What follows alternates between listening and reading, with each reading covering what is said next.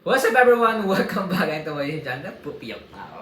Okay, kung pag-usapan natin ngayon yung bakit nga ba dapat mag-set ng goals, okay, sa negosyo.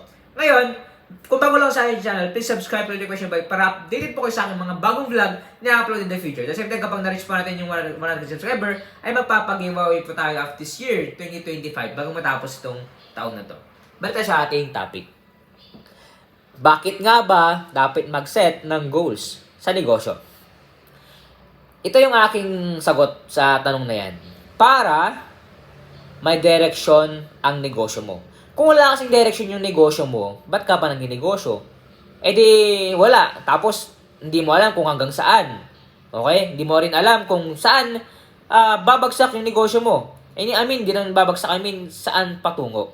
Okay? So, mag-set ka na ng goal mo ngayon. Alright? Para meron kang achievement. If you want to buy this book, please click the Facebook po yung official link. Guys lang po kayo. God bless.